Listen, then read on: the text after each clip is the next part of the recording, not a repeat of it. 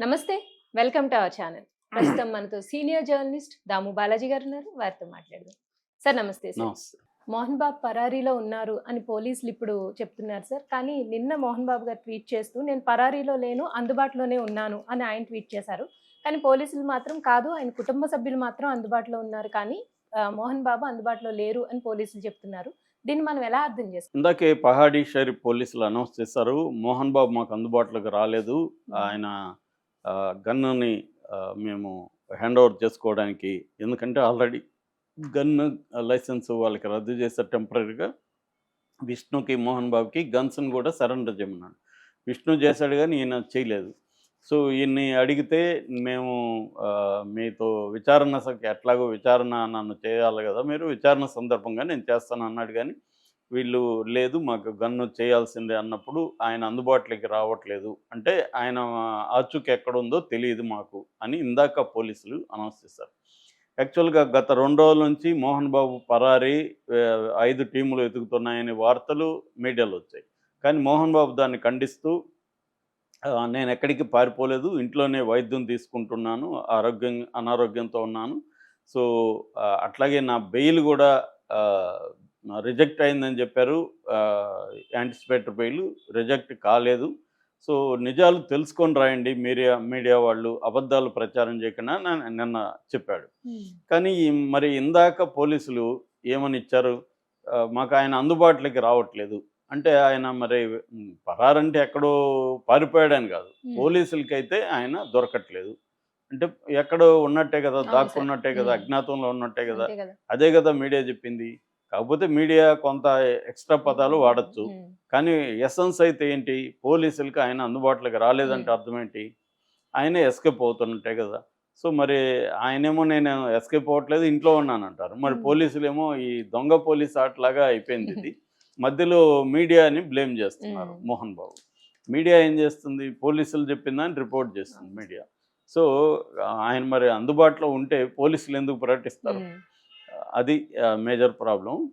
అయితే ఇక్కడ కొన్ని డెవలప్‌మెంట్స్ అయితే మనం చెప్పుకుంటే ఆహ్, డిసెంబర్ 10న మోహన్ బాబు విలేకరుల మీద, మీడియా మీద దాడి చేశాడు. అందులో రంజిత్ అనే టీవీ9 విలేకరికి ఇక్కడ బోను 3 చోట్ల ఇరిగింది. ఆయనకి చిన్న రాడ్డేశారక్కడ. టీవీ5 విలేకరుల మీద కూడా దాడి చేశాడు. వాళ్ళకి కూడా గాయాలు తగిలాయి. దీంతో వీళ్ళు ఆయన మీద హత్యాయత్నం కేసు పెట్టాలని డిమాండ్ చేశారు. ముందుగా అయితే 118 వాలంటరీగా హత్య చేయడం అనే సెక్షన్ పెట్టారు. బిఎన్ఎస్ భారతీయ న్యాయ సంహిత. దాని తర్వాత ఈ ప్రెజర్ రావడంతో హ్మ్. పోలీసులు 109 పెట్టారు. 109 అంటే అటెంప్ట్ టు మర్డర్, హత్య చేయడానికి ప్రయత్నించడం. ప్రయత్నించారు. హత్యాయత్నం. హ్మ్. సో, ఆ సెక్షన్ కింద పెట్టినప్పుడు అది నాన్ బెయిలబుల్. దాంతో ఈయన ఏం చేశాడంటే 438 కింద బెయిల్ కోసం, యాంటిసిపేటరీ బెయిల్ కోసం హైకోర్టులో ఎళ్లారు. ఈయన తరపున మామిడి అవినాష్ రెడ్డి పిటిషన్ ఏసాడు. అక్కడ అది జడ్జి గారొచ్చి జస్టిస్ లక్ష్మణ్ బెంచ్ దగ్గరికెళ్ళింది. ఆయన దాన్ని పెండింగ్‌లో ఉంచారు. అంటే మామూలుగా ఇలాంటి బెయిల్ పిటిషన్ ఏమో కౌంటర్ అడుగుతారు పోలీసుల్ని. దాదాపు 8 మందేమో వీళ్ళు ప్రతివాదులుగా కూడా చేర్చారు దాంట్లో. అంటే గవర్నమెంట్ డీజీపీ దగ్గర నుంచి అందరిని. సో, వాళ్ళకి నోటీసులెళ్తాయి. వాళ్ళు బెయిల్ ఈయనకి ఇవ్వొద్దని వాళ్ళ ఆర్గ్యుమెంట్స్ ఉంటాయి. ఇవన్నీ జరగాలి బెయిల్ హ్మ్. అంటే. హ్మ్. ఎప్పుడు బెయిల్ ఇస్తారు, ఎప్పుడు బెయిల్ ఇవ్వరు అనేదానికి జనరల్‌గా ఏముంటదంటే, ఈ బెయిల్ ఇస్తే ఈ వ్యక్తి సాక్షుల్ని బెదిరించొచ్చు, లేదా ప్రలోభపరచొచ్చు, ఓకే. లేదా హ్మ్. సాక్ష్యాధారాలను తారుమారు చేయొచ్చు, లేదా ఫ్లైట్ రిస్క్ పారిపోవచ్చు విదేశాలకి అని 3 కండిషన్‌లలో జనరల్‌గా బెయిలు వద్దని వీళ్ళు చెప్తారు. అయితే ఆయన ఈ 3 నేను చెయ్యను, నేను దీనికి కోఆపరేట్ చేస్తానన్నప్పుడు బెయిల్ వస్తుంది మామూలుగా. హుహు. సో, అయితే నాన్ బెయిలబుల్ కేసుల్లో యాంటిసిపేటరీ బెయిల్ రావడం కొద్దిగా డిఫికల్ట్. రెగ్యులర్ బెయిల్‌కేసుకోవాలి.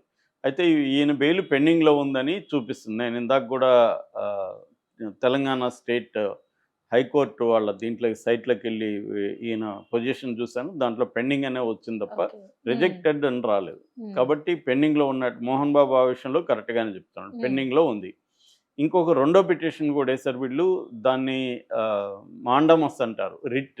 హ్మ్. మాండమస్ రిట్ అంటే అర్థమైందంటే, గవర్నమెంట్‌ని గాని, పోలీసుల్ని గాని ఆదేశించాలి. ఏమని?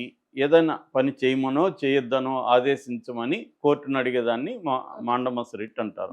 ఈయన తరపున నాగేష్ రెడ్డి అనే ఒక అడ్వకేట్ ఈ పిటిషన్ ఫైల్ చేశాడు, ఈ రిట్ ఫైల్ చేశాడు. జస్టిస్ జేబి విజయసేనారెడ్డి బెంచ్కి ఇది వెళ్ళింది. అందులో మోహన్ బాబు అండ్ విష్ణు ఇద్దరు వాళ్ళు పిటిషనర్లు. ఈ ఇద్దరు పిటిషన్లు అడిగింది ఏంటంటే, ఇట్లా మాకు సెక్యూరిటీ కల్పించమన్నాము. మోహన్ బాబు అడిగింది అంటే, నా చిన్న కొడుకు నుంచి కోడల నుంచి నాకు మిగతా కొంతమంది అసాంఘిక శక్తుల నుంచి నాకు థ్రెట్ ఉంది. నేను పోలీసుల్ని సెక్యూరిటీ కల్పించమంటే పోలీసులు కల్పించట్లేదు, కల్పించమని మీరు ఆదేశించండి అనేది వాళ్ళు చెప్పింది. అట్లాగే మీడియాని కానీ మనోజ్ని కానీ మా ఇంటికి రాకుండా అడ్డుపడమని పోలీసులకు చెప్పండి అనేది వాళ్ళు వేసిన ఇది. అది కూడా దానికి మాత్రం ఆదేశాలు విజయసేనారెడ్డి గారు ఇచ్చారు. ఏమని, ఎవ్రీ 2 అవర్స్కి సర్వైలెన్స్ ఉండాలి, వీళ్ళ ఇంటి దగ్గర ఎవరిని రానికుండా చూసుకోవాలి. ఫస్ట్ అయితే పోలీస్ పికెట్ పెట్టమని వీళ్ళు డిమాండ్ చేశారు.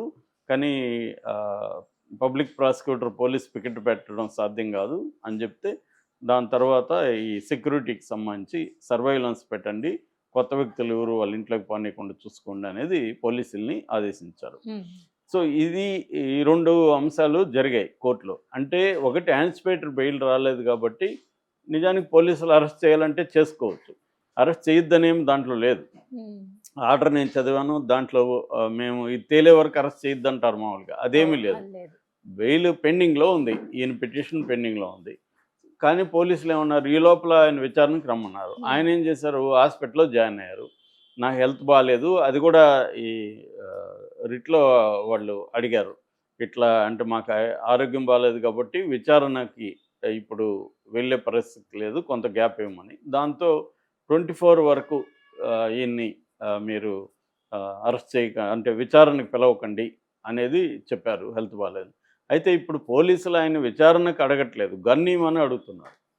సో గన్నీమంటే ఆయన నేను విచారణకు వచ్చినప్పుడు ఇస్తానంట, విచారణకు ఎప్పుడు వస్తాడో తెలియదు. సో ఈ లోపల ఏమన్నా జరిగిందనుకో అంటూ ఇబ్బంది అవుతుంది. కానీ మోహన్ బాబు కానీ విష్ణు కానీ కోర్టులో ఏం ఆర్గ్యూ చేశారంటే, మేము పబ్లిక్ న్యూసెన్స్ ఏమీ చేయలేదు కదా, మేము మా ఇంట్లో గొడవ అది అని అన్నారు. కానీ పబ్లిక్ న్యూసెన్స్ కాకుండా ఎలా ఉంటుంది, మీడియా మీద కొట్టడం కావచ్చు, ఆ బౌన్సర్లంతా వచ్చి వాళ్ళంతా వాళ్ళ ఇంట్లో వాళ్ళ వ్యక్తులు కాదు, ఒక బౌన్సర్లు ఇంకొక బౌన్సర్లు అంటే విష్ణు బౌన్సర్లు మనోజ్ బౌన్సర్లు తోపులాట్లు కొట్టుకోవడాలు ఇవన్నీ చూసాం కదా మనం. సో ఇది అంత స్ట్రిక్ట్గా చెప్పాలంటే మన ఇంటి బయట, అది నిజానికి ఇంటి లోపల కూడా కాదు, ఇంటి బయట జరిగింది, అది పబ్లిక్ ఇన్వాల్వ్ అయ్యారు దాంట్లో.